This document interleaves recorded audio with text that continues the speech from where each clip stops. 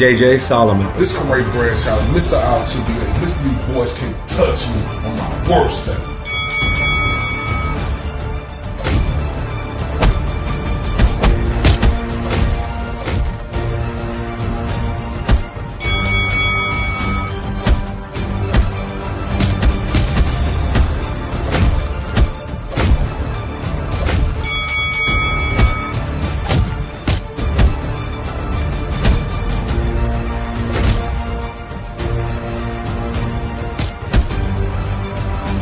This is the Spit Bucket Podcast. It's your boy, Mr. RTB and Mr. 214 with my dog, my partner, my brother from another, Mr. JJ Solomon, and we are the Spit Bucket Podcast. And this is episode what, JJ? 77. Episode 77. How you say that in Spanish? 77, bro. 77. Ooh, shit. Oh, yeah. Shout out to everybody across the pond. Look, JJ. We got a special show. We got them again, JJ. Real quick shout out to Happy Veterans Day, bro. Oh, yeah, man. Happy Veterans Day. Salute to everybody who served for our great country of America. You know what I'm saying? That's what tough is, JJ. People talking about being tough, putting your life on the line to go across and fight for our country. It's no bigger honor than that. That's well, JJ. Fact, Jack. Go ahead. JJ Solomon. We got him back. We got him back. He the father and trainer of the WBA champion of the world, sir. You know what they call him? Brian Norman Sr. He's in the building, ladies and gentlemen. What up, Coach? What's up, brother? What's up, man? Oh, man, we got him back. What's going on, dog? Oh, man, it's a beautiful day, man. It's a beautiful day, and we're glad to have you back, Coach. And so first off, before we get into everything else, man, how you and the family, and how's Brian Norman Jr. the champ?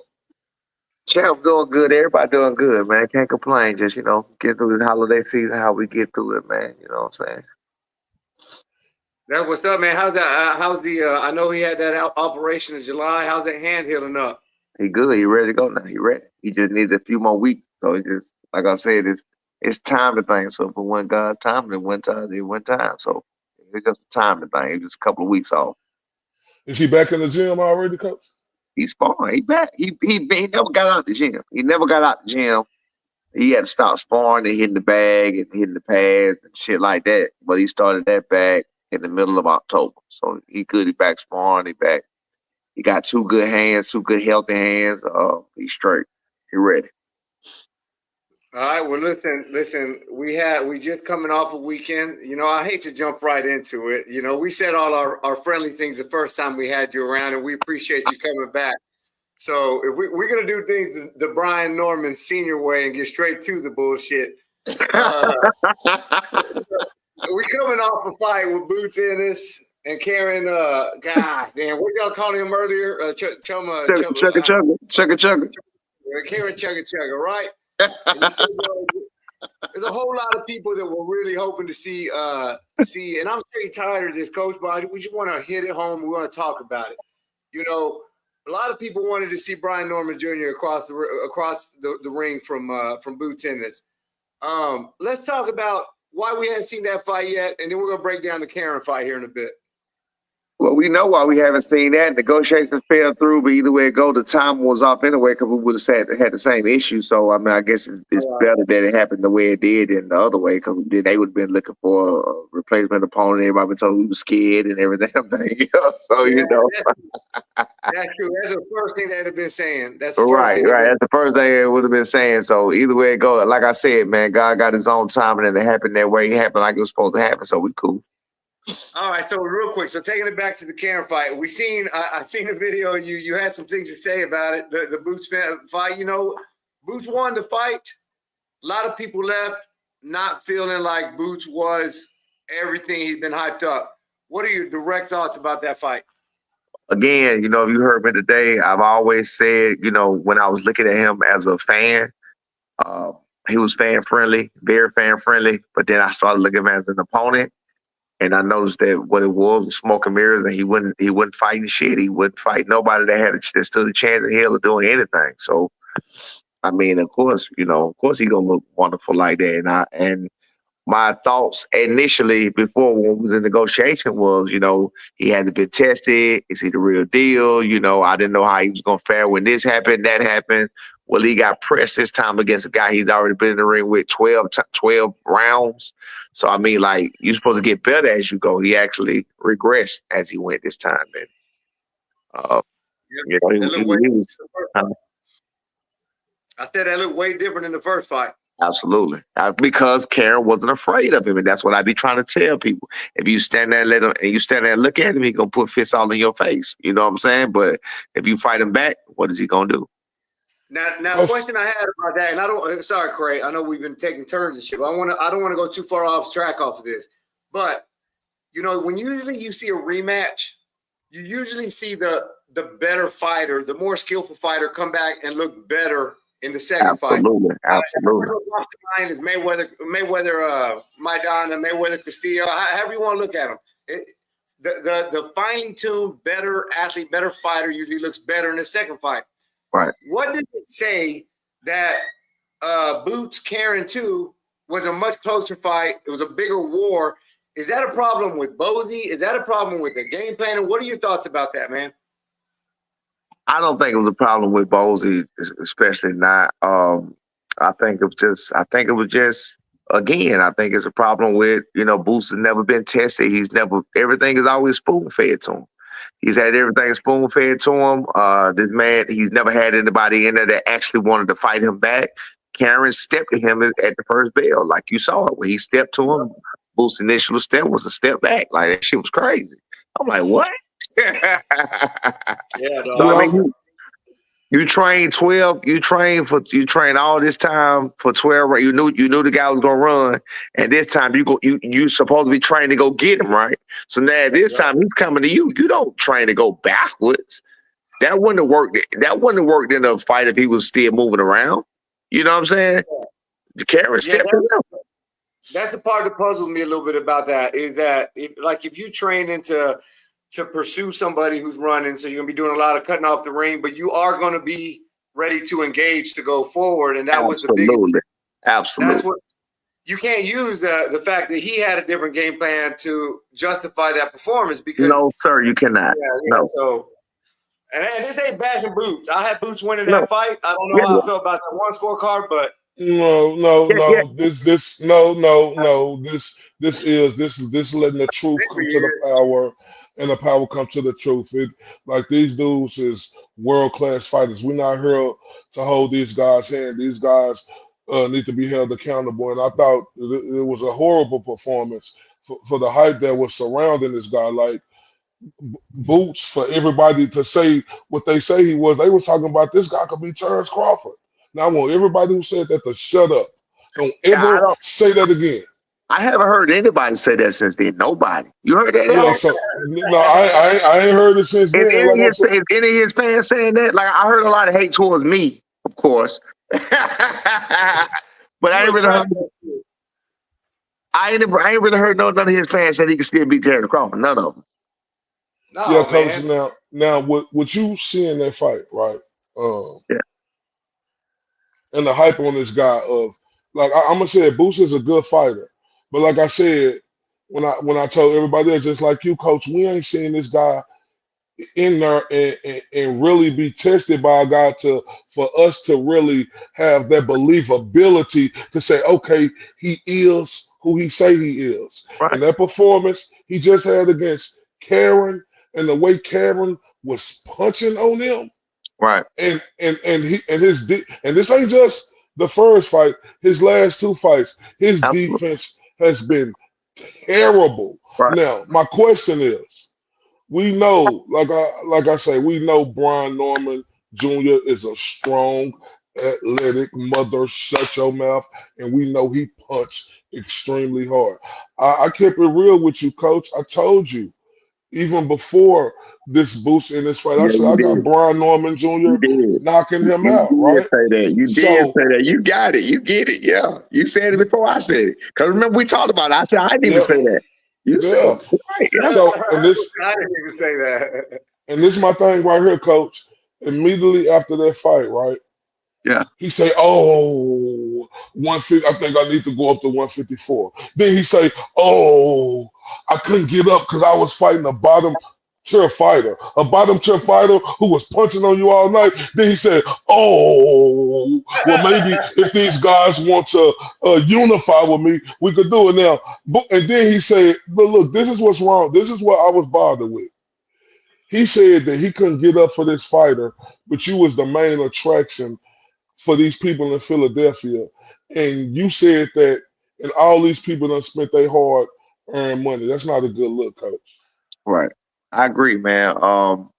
Not a good look at all. And for you to say you can't get up for a bottom tier fighter, but you got up for the lower than that tier fighter, I don't understand that. I don't understand how you say that you can't get up in there. I mean, I don't understand how you got up for people that was less fighter than him. It don't make sense to me. You know what I'm saying? But then say, "Oh, I can get up for bigger fighters." Like, how? What? Explain this to me. That's your stepping stone. That's in essence how you were supposed to be built up in the first place. Like they give you a F class fighter, D class fighter, C class. You know what I'm saying? A couple of C class, B, and they moved you up gradually. That's what they did. That's the adjustment that they did to him. Nobody moved him up gradually, and so now they put him on this such high pedestal. He got to live it out in front of the crowd. Do you think that Boots got hit a lot, man? He got hit a lot on that fight, and I'm never look. I got you here on the show, and respectfully, I'm not going to sit here and say, "Oh, Norman's going to beat Boots. Boots going to beat Norman." Whatever. I'm not going to stand on no pedestal. Norman's going to knock out Boots. Yeah, what I am going to say Cold.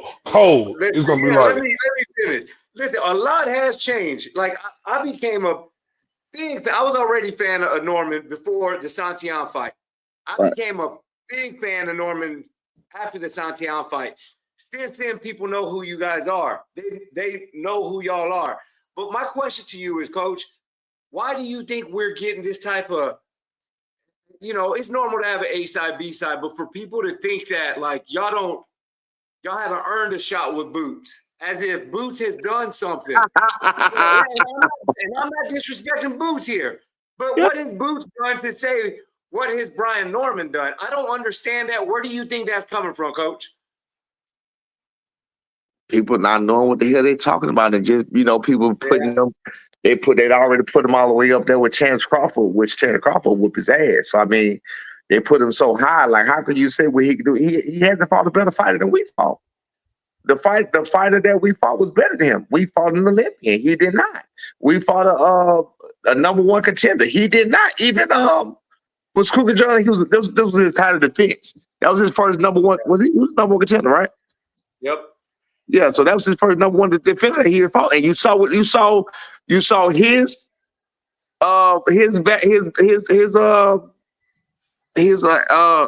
performance against a contender, and you've seen our performance against a number one contender. And I think I was outshined by. I think I was outshined by far. Now, Coach, I disagree with that.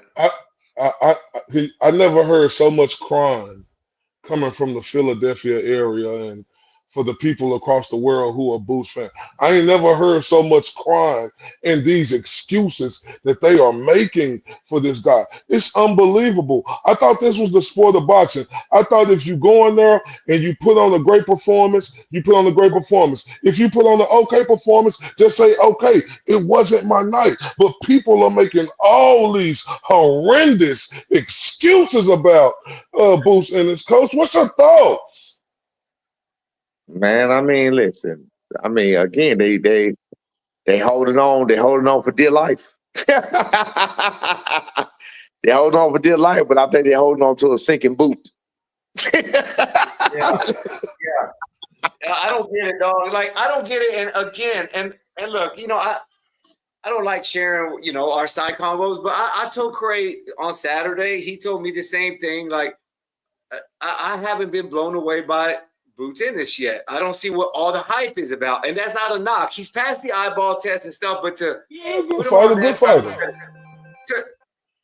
To say that you can beat Crawford, and then to say, Norman don't deserve a fight, like we're talking about as if he's a legend already, which is crazy to me.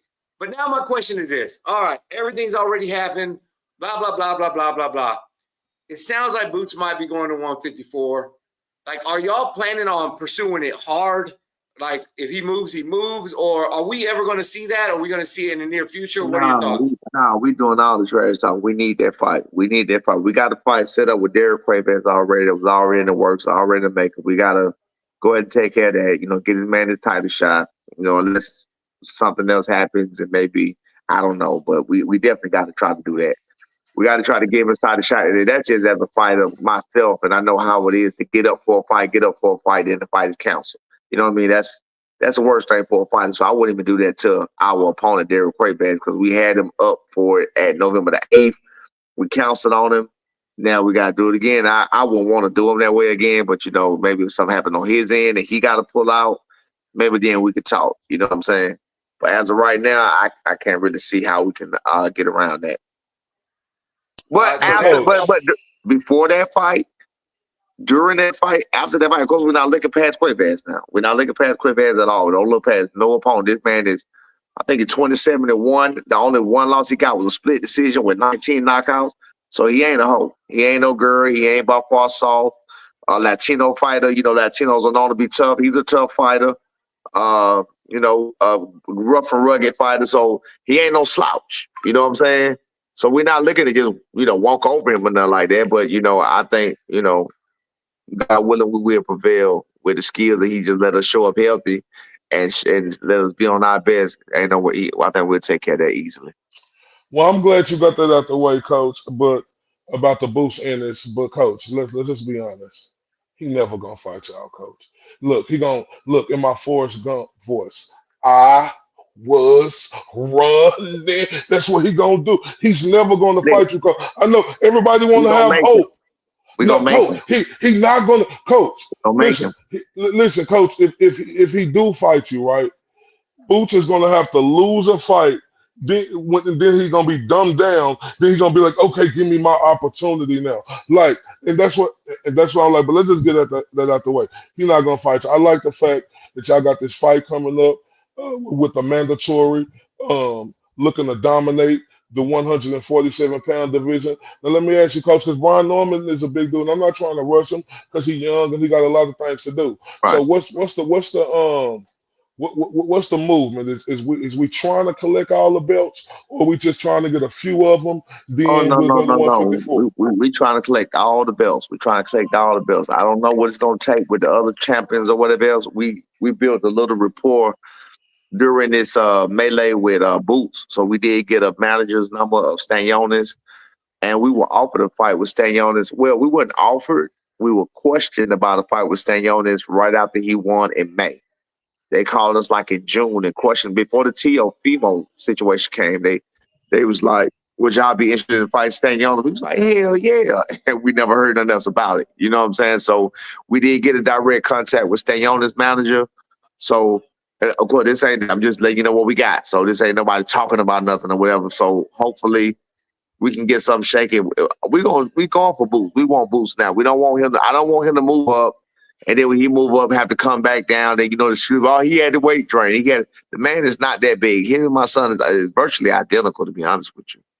He's not that big. We spar him all the time. I'm sorry, Jay. Let me say this real quick. Now, when you talk about like Coach, I get that. But see, you said it early in the game. They made him. He a good fighter. I'm not disrespecting Boots. I think he's a good fighter. He wouldn't be at this level if he wasn't a good fighter, right? Absolutely. But they made him out to be what he wasn't, right? Because we ain't seen him go through the level change, right? So what I'm saying, Coach, is the believability that Boots is going to want to fight you guys. Like his mind frame is entitled. Like this could do a lot to Boots. He ain't never had no criticism like the way he getting criticized right now because he was made to be that made man, you know, like he was in the mafia. He was already a made man before he even made himself a made man by taking on a real contender. So this could mentally mess him up. Coach, you a fighter. You done been there, done that. You know about the mental game. Yeah, I think I don't think he down a lot. I think he still believe in himself. I don't know, because he wasn't off. He definitely wasn't off. Like people saying he was off. How the fuck was he off? He landed all those punches. He did everything he always does. The only difference was he had a fight in that fight, punching him back in the face. That's it. He wasn't off. Did you see anything that y'all hadn't seen before? You don't got to give the whole game plan, but did you see something that I hadn't seen before? The other stuff I had already seen. So what I seen was, what does he do when he's pressed backwards? What does he do when somebody fights back? And I seen it. What he does is get hit. That's what he does. He gets hit. That's what he does. It's not like he. Oh shit! Is that Stone Cold Steve Austin? What the hell was going on? Everything good? That was good. Shit. He like I say, I see what I see. You know, I don't know what the fuck I was saying. No, you just said you see what you see. Yeah, and the world seeing what we seeing now. Like I say, it ain't giving up hope for Boots. It's just like I don't like these fighters, you know, to be crowned until they have their crowning moment, right? Right. And like him against, you know, like a Brian Norman Jr., that would have showed us if he was able to be the victor, you know, which I don't think he would. I'm just saying, but if he would have been able, and this ain't because, you know, Coach, you on the show. I always thought Brian Norman Jr. I know, yeah, we talk. I got you. We talk. But listen, do you think his punching power is as advertised as they tried to make it to be, Coach? No, he has never hit. No, it's not. It's not as advertised. No, he's not a Terminator. He beat some people. Look at his punch output. Look at his punch ratio. Look at his powers landed. He is not knocking people out like that. No. He's punching people. He's doing exactly what I've been saying he's been doing. He hit people a lot, and they still stand there. What happens and what's been happening before is he hit them so much, but they're physically so outmanned and outgunned that they don't stand a chance in hell. So either the corner stops it, they stop it, they quit. Like, what are we supposed to do here? You get a guy like Karen Kukajan that he wasn't supposed to. They wasn't giving him a chance in hell. Thought he was gonna run. Karen grew some balls when he left. He went back and he said, "I'm better than this," and he showed he was better than that. Meaning his last fight. He showed he was better than his first fight. And that's all respect to him. Like, again, you might have heard me today. Karen came in way down at the bottom. Boots came in at the top of the mountain. Now, all of a sudden, Karen is right below Boots. And those are in the Boots fans. And those are in the Boots fans' eyes. Karen is like Bo Blue. Like, you hear him now. Oh, Karen was the bum that ran and whatever else. Now, you hear, I bet you Norman can't beat Karen. Why? Because Boots couldn't beat him? I mean, when I beat him, why? Because Boots had a problem with him? Like, get the fuck out of here, man. Shit, man. Well, listen, how about this? All right, so we heard there. All right, we talked about Boots. We talking about Boots, so we can't talk about shit else no more. All right, inactivity is real. All right, like we've seen it. We've seen it with the PBC fighters, and they're not called PBC before everybody gets all in their damn panties about PBC. Right. Inactivity is real. Brian Norman Jr. is young, you know, and one might argue that he's still developing. So, we got the mandatory coming up. When is that fight happening? When? Yeah, your next fight. Right now, it's set to be March. That's what they said to be. We're gonna try. They don't have anything in January. They really didn't say nothing about February. And then they said March. Somebody gave a date of Turner Stone. I think it was March the 1st. I'm not sure the exact date, but hopefully the sooner the better. Now, as far as inactivity, if you're talking about my son, you talking about my son inactivity? Yeah, and the question I was going to present to you, Coach, is, you know, shit, as a fan, as, you know, obviously somebody that rocks with you guys, I like you guys a lot. You want to see him in the ring, right? Like, do y'all have a backup plan? You know, I know you can spend all of 2025 chasing boots. We've seen Benavidez do that shit with Canelo. Like, you got a backup plan in place? For what? In case there's no boots in this fight, what does that backup plan look like? What do y'all want to see? Boots ain't the only fight out there.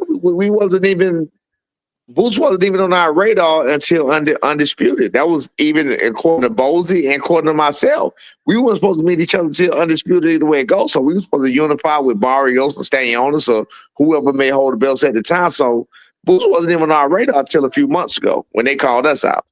So we weren't even thinking about Boots. So that don't change the trajectory. Now, again, my son still got his own career to travel and pay and work and get through, and that's what we're gonna do. So, I mean, we got the defense here. As far as the inactivity, the good thing about this one is they both have been active around the same time. I think the fight he's fighting is about the same. You know, I think maybe 2023. I think is when but both gonna be virtually inactive when they get in there. You know what I'm saying?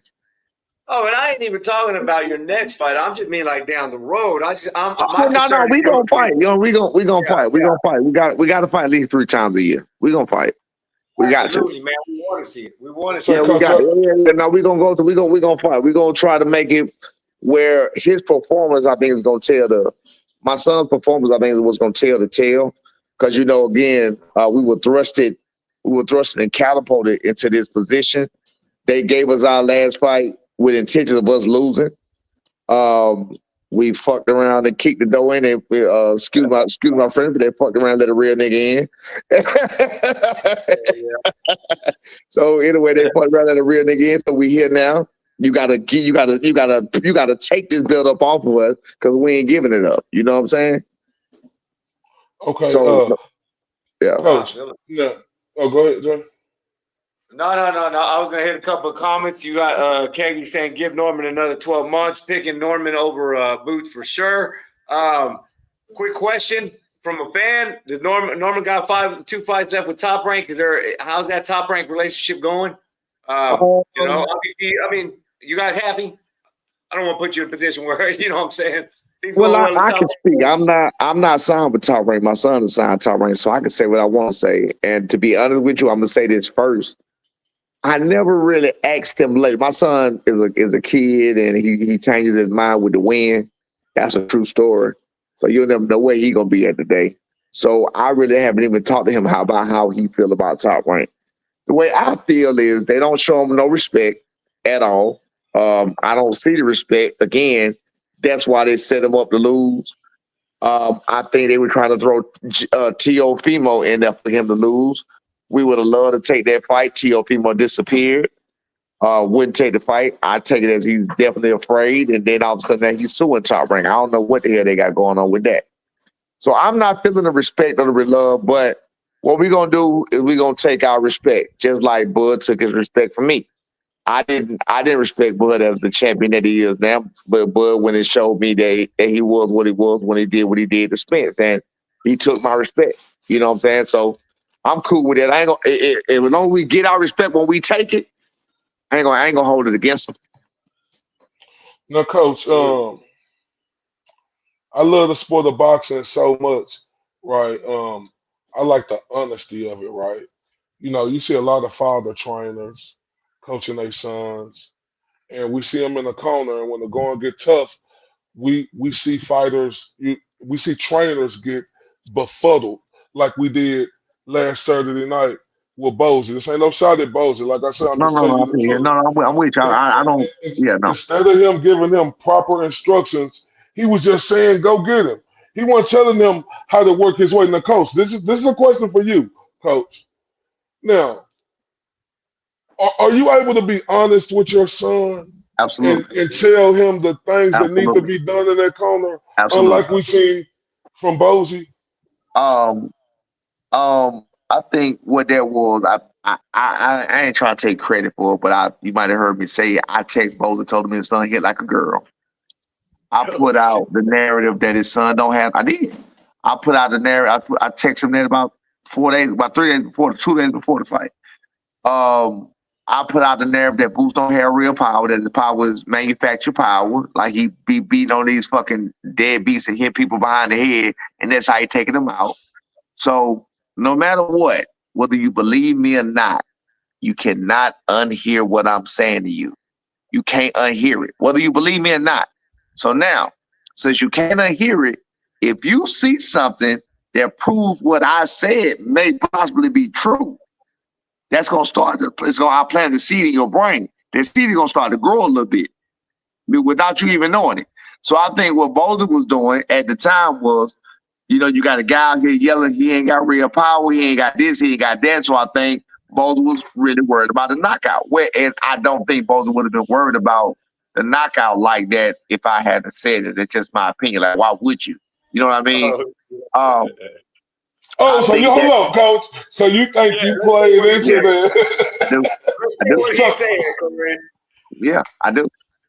I said I do. You didn't see how upset he was at the end of that. Go watch his face at the end of that match. Watch his face in the ring when they could announce the winner. Bo was mad as shit. So I do feel like what I said. No, I'm not saying to be funny. And I wouldn't even do it to be funny. And I'm not even happy or proud that that's what made him say all of that, because I don't even like the criticism he get, because I know Bozer is a great coach. But I think that did have a lot to do with it. I think it was like, no, we gonna prove it wrong. We need to. You got to remember what my son just did to Santillan. He destroyed him. You just admitted my son's last performance was a lot better than Boots' last performance, right? It was a lot better than Boots' last 2 performances, right? Your son was the underdog too, big underdog. My son was the underdog. Boots was not an underdog. Man, Boots was 95% of his weight. My son came in as an underdog and destroyed this man, and that was better than Boots' last 2 fights. I can't remember the third fight before that. Was that? Is that Romanville? Yeah, I remember. I can't think of no performance. I can't think of It no was performance. Evanesia. It was Evanesia. I said before Evanesia. I can't even think. But when I think about it, I can't think of no fight where he looked so dominant like that. Did he fight the 135-pound Lipinets? It doesn't matter. I can't think of any of his performances that he fought where he looked that dominant, especially against a guy that was supposed to have any chance in hell of beating him. So my question, Coach, this is my last Boots question, because I got something I want to get to.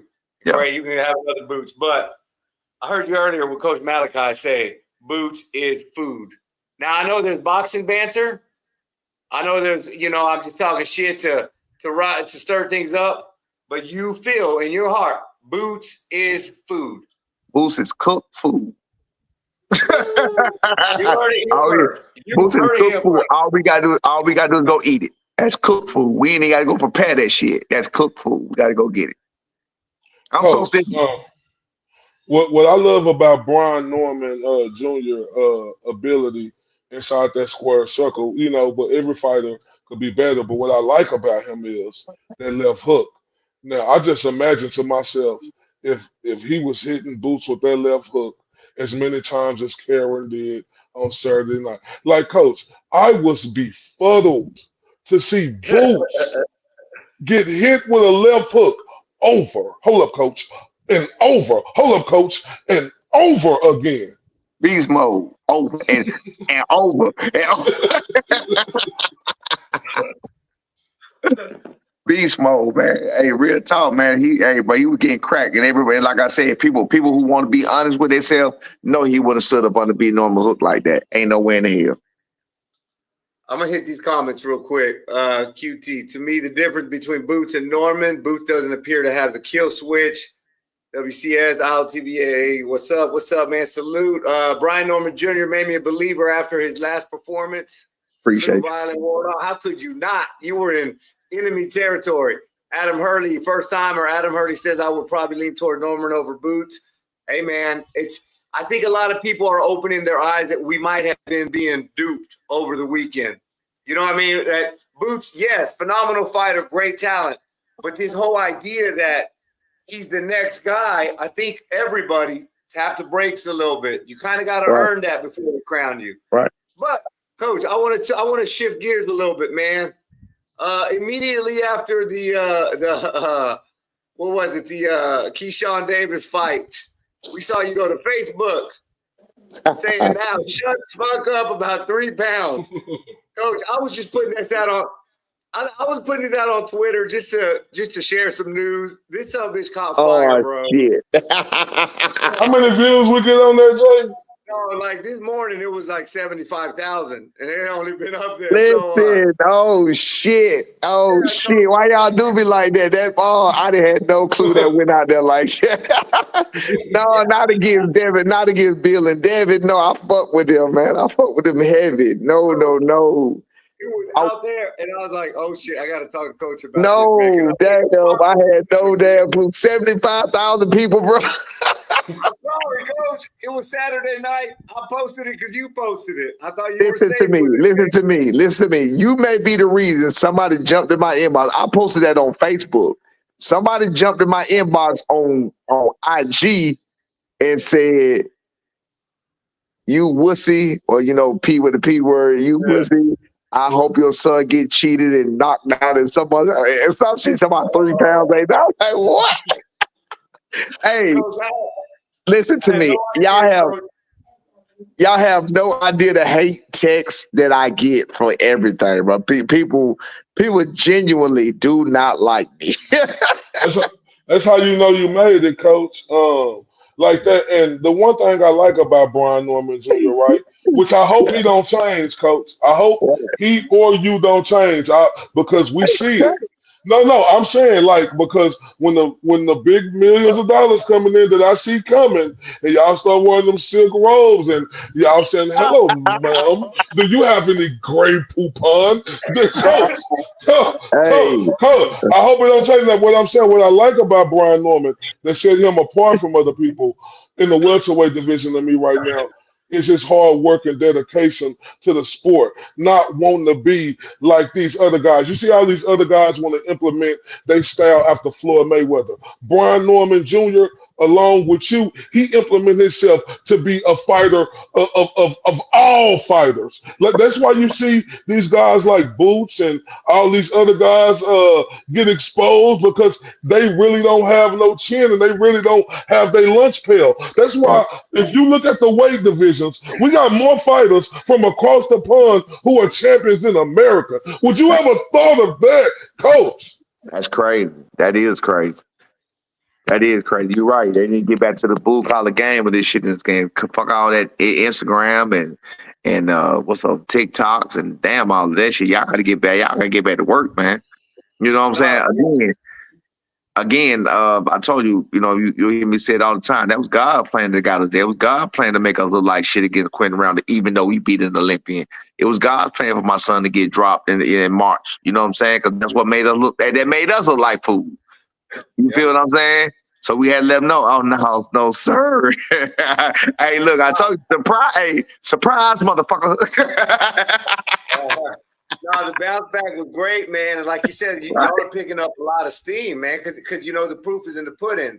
So salute to that. And when we had your son on, I called him a breath of fresh air because he was very appealing to fans. You put a casual fan who hadn't watched in years, he would have loved that fight. Now, say what you want about Boots. Boots, I don't think he likes fighting, but he's willing to. He gets in there too. So y'all two would make a fan-friendly fight. None of this bullshit, what people hate. I'm not gonna call out any names. Very fan-friendly fight. I don't think it'll be that way. I think Boots gonna nut up. That's how I feel. So? I could be wrong. I think he's gonna nut up. I think Boots gonna have that Philly pride, man, and I think it's gonna be a barn. I think it's gonna be a barn burner. No, I agree with you, JJ. He gonna let his ego. He gonna have that Philly pride, but that's gonna be his ego getting the best of him. And then when he hear them V1 punches coming at him, it's gonna be night. I've been saying this. That Brian Norman was gonna knock him out, and I stand on this. And I'm gonna still say, I hope Boots don't run like Forrest Gump. I hope Boots do take this fight and show he the epitome of what he say he is. I hope he do that. I hope all fighters get the mentality of a Brian Norman Jr. and have a coach like a Brian Norman Sr. Right? But now, coach.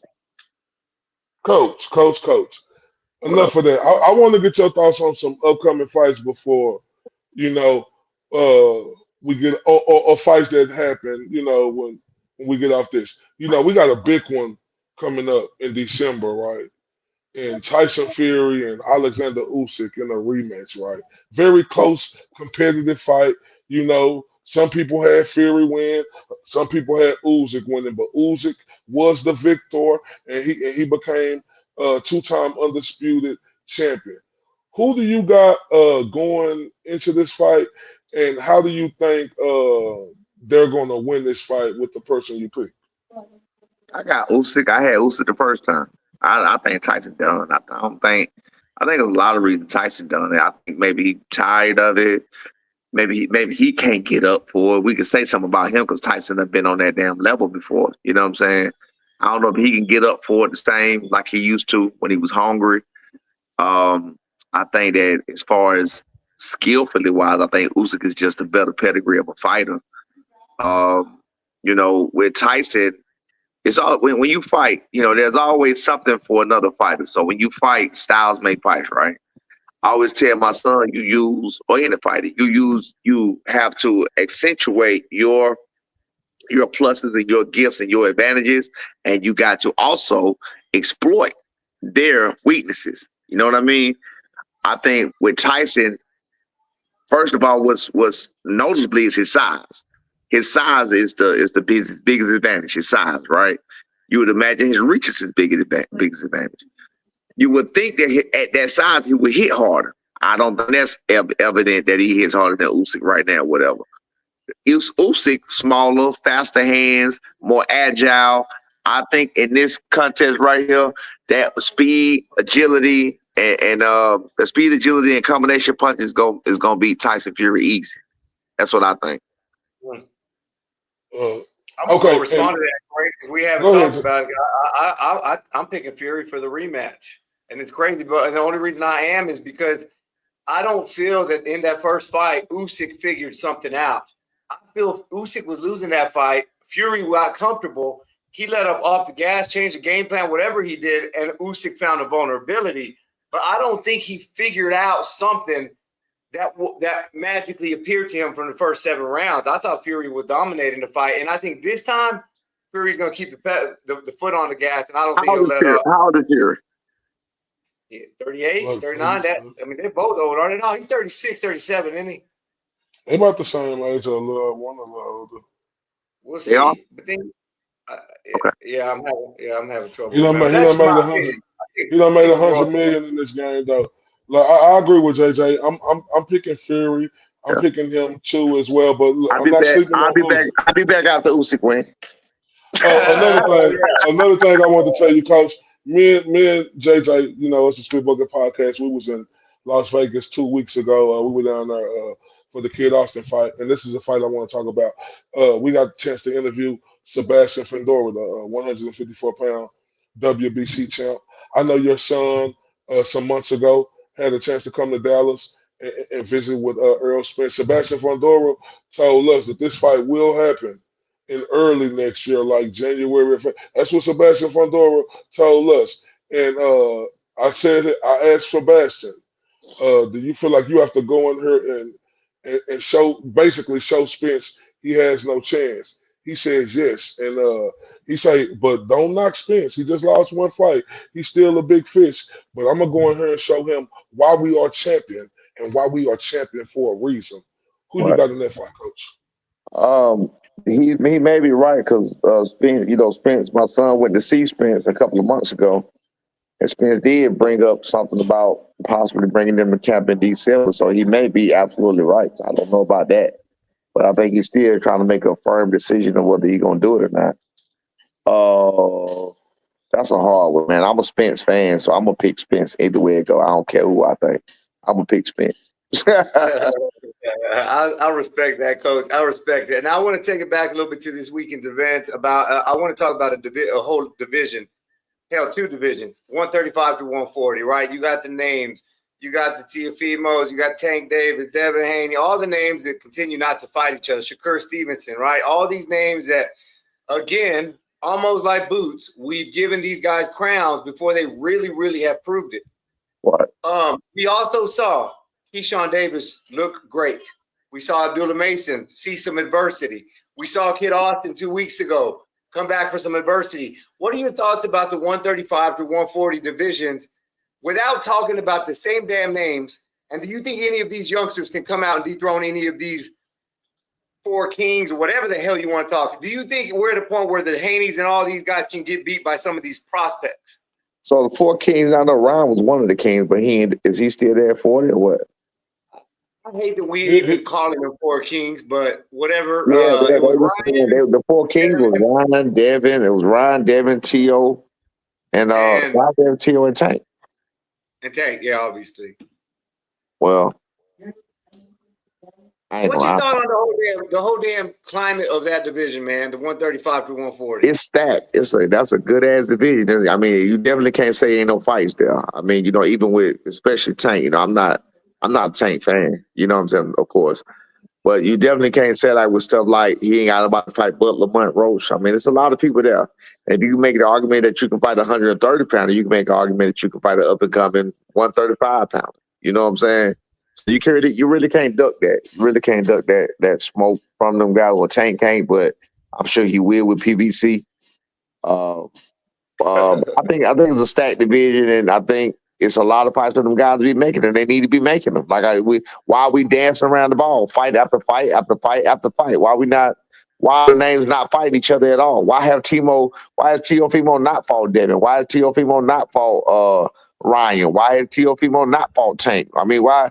I don't understand it. I don't know what's going on with that. These guys are scared to take a loss, coach. Years. Look, this shit been going on for years too.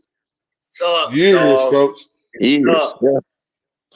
You're coach, but like let's speak on Tank because that's bullshit. Right.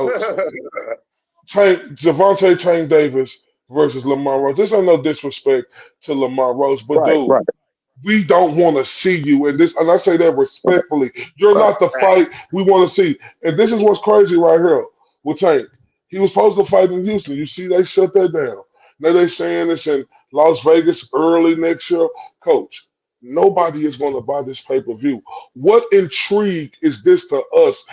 Even me. Like I tell everybody, if these fighters not giving us what we want, don't pay for these fights. We're not going to spend our money, and then you have fighters like Shakur Stevenson who get in the ring with De Los Santos, run around the ring and then tell F the fans and bore the whole place out, and then you want us to pay for you.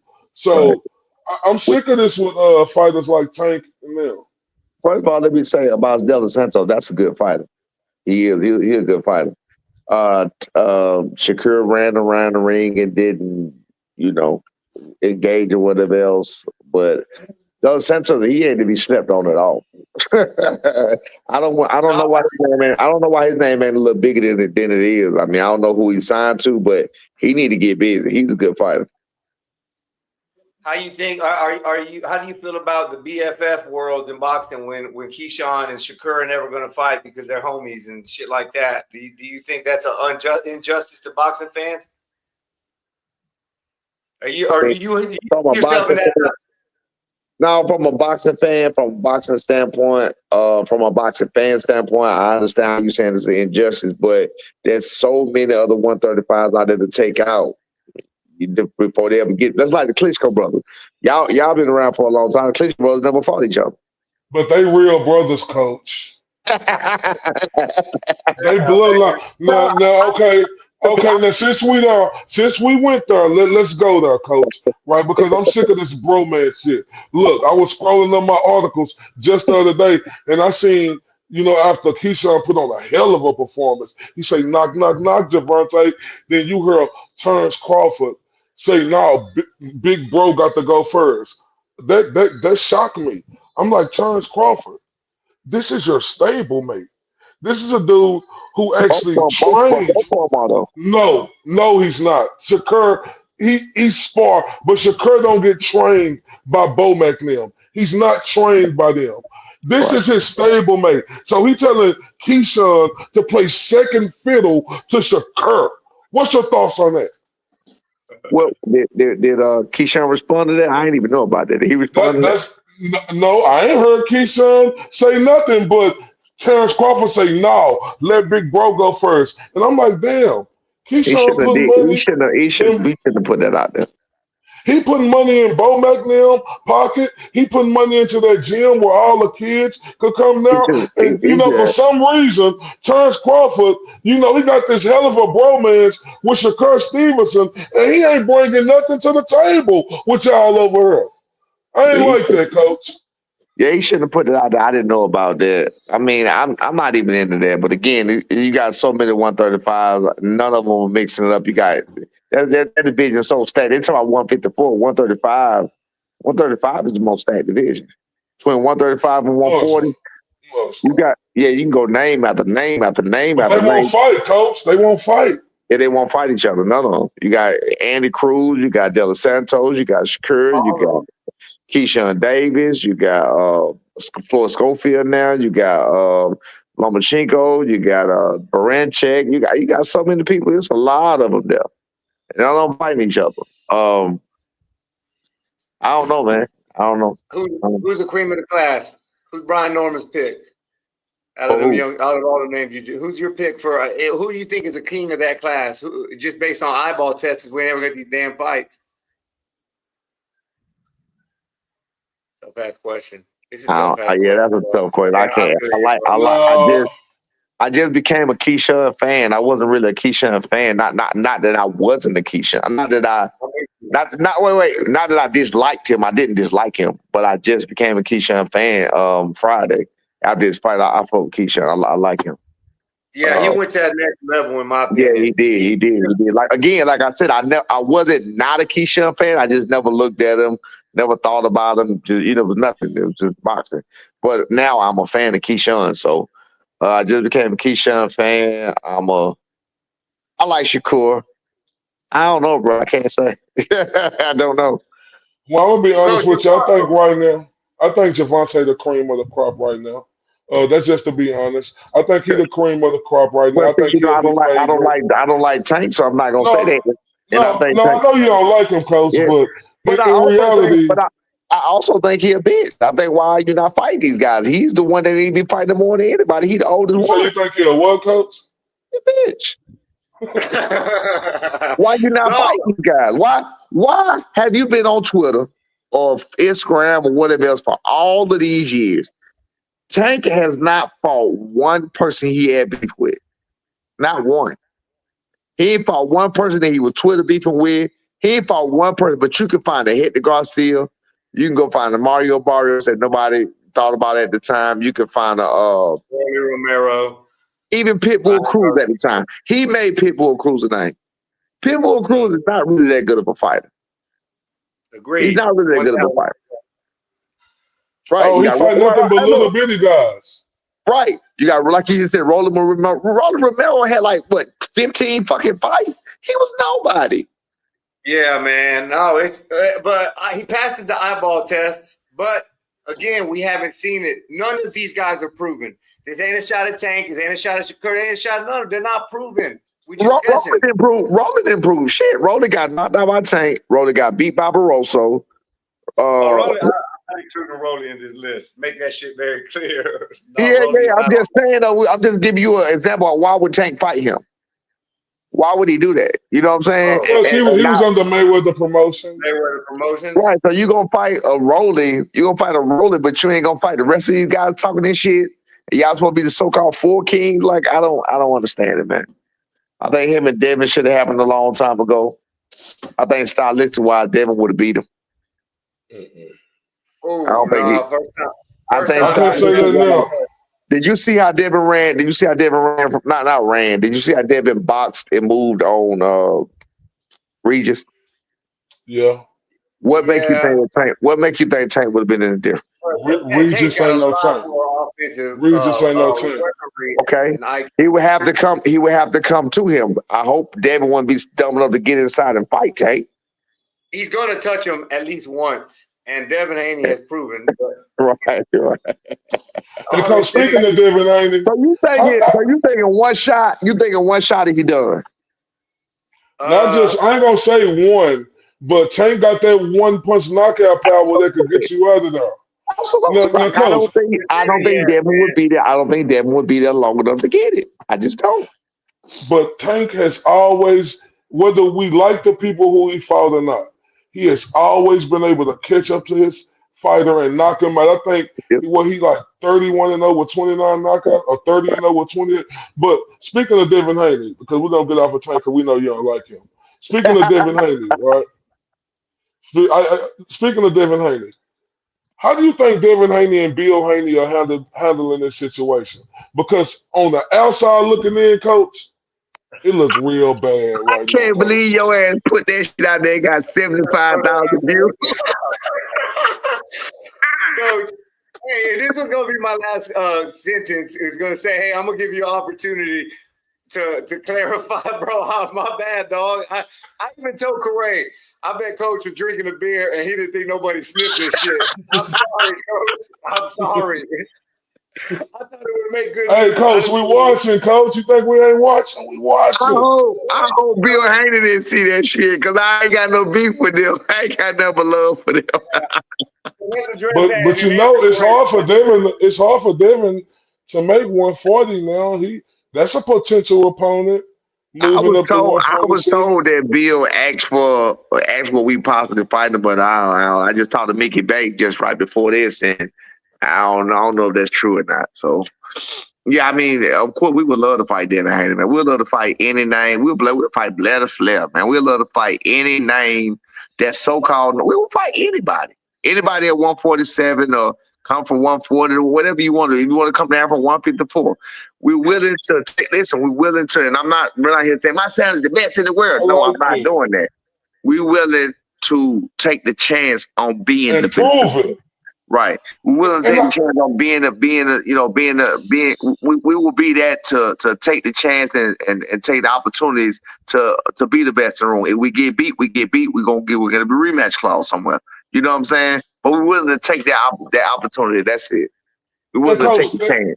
like you, JJ, like you call Brian Norman Jr. a breath of fresh air. Brian Norman Sr. is a breath of fresh air because you have prima donnas like Jerron Right. Yeah. Busenis with the Jerry curl juice just dripping off his beard, saying saying he don't want no parts of Blair the Fleur, and Right. that's a guy Now who we in ain't Philadelphia. on that. Like, and see, we don't want to hear none of that. I ain't on that. We not on that. I understand some fights don't make sense, but every fight can't be a tough fight. And I think if Boost did what he did to him in sparring, or if he think he that good, it's a Philadelphia fight. It's easy to make. Why wouldn't he go make that little money and knock off that one name? I mean, Blair Flair may not be a huge name, but he's a name. He's a name that beat a name that's attached to a name. You know what I'm saying? Yeah. So Blair say he whooped his ass in sparring. huh? Blair say he whooped Boost's ass in sparring. Oh, I thought it was the other way around. Did he for real? You know who Blair remind me of right now? He remind me that moment last Saturday reminded me of Antonio Tarver.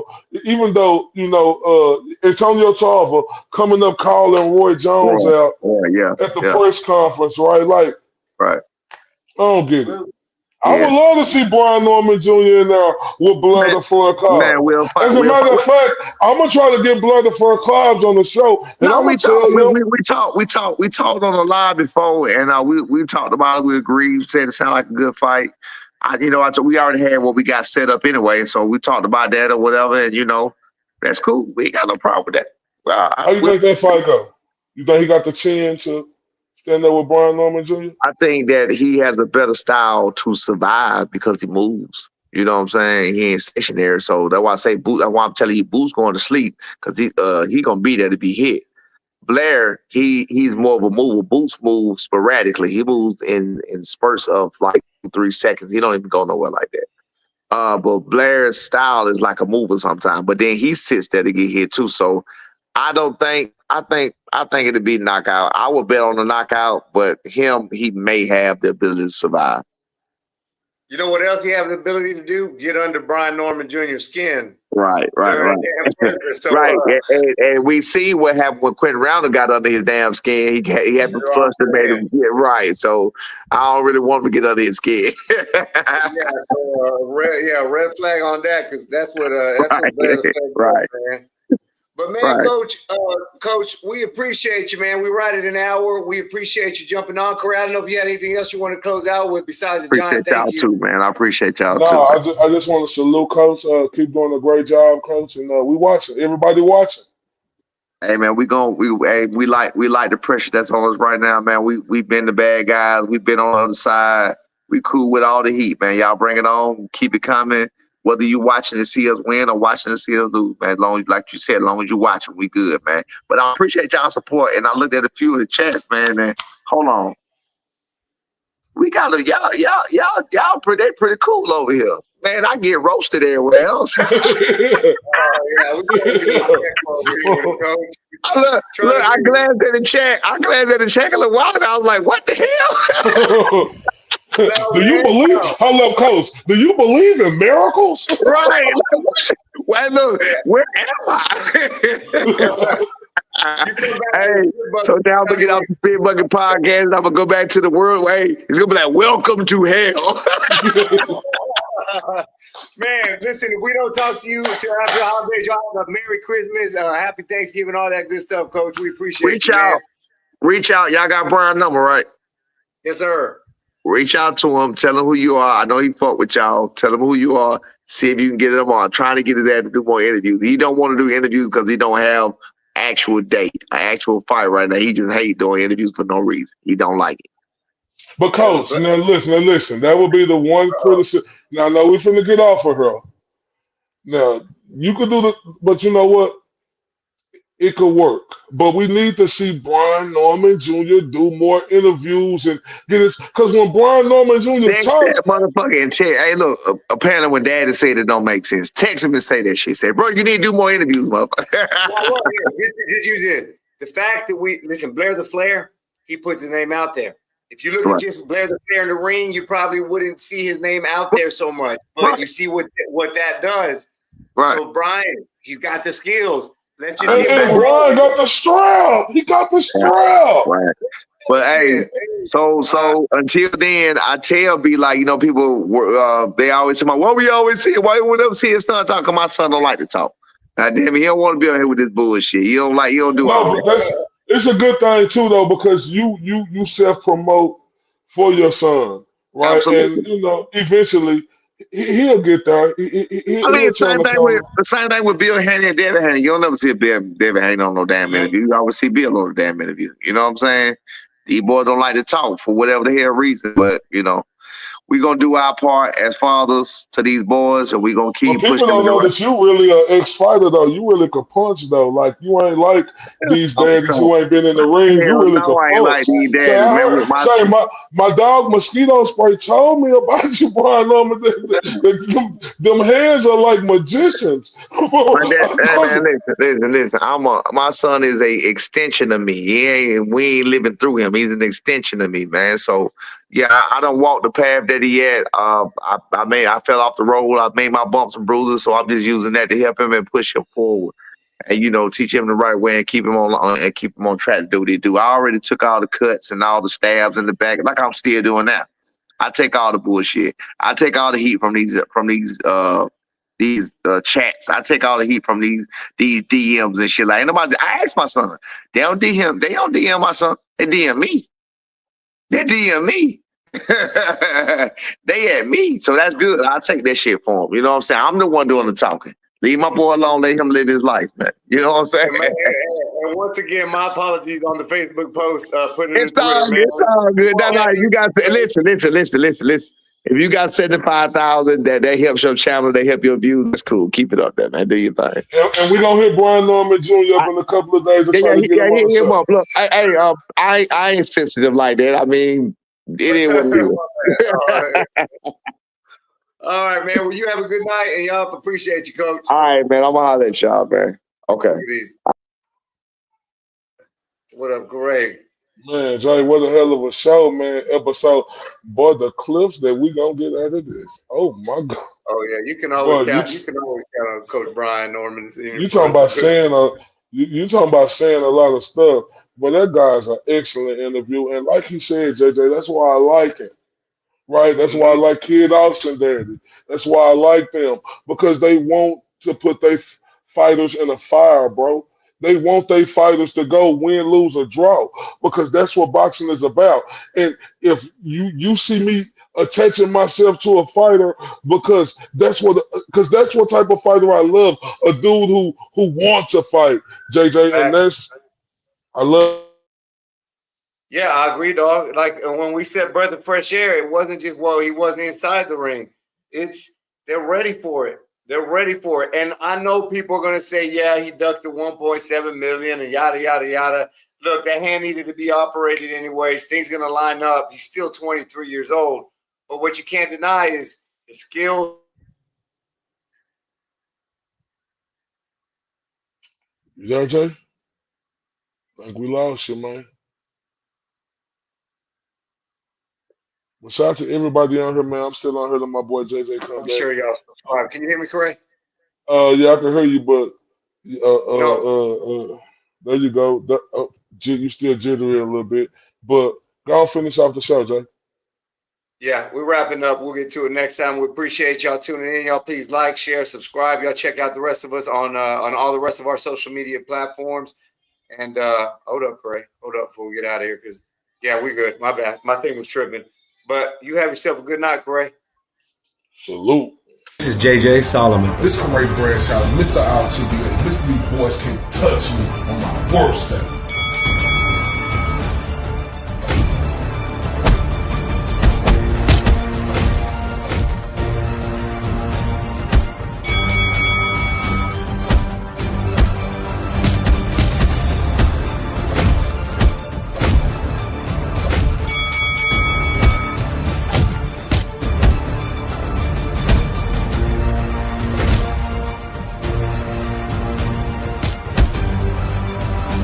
And this is the Spit Bucket Podcast.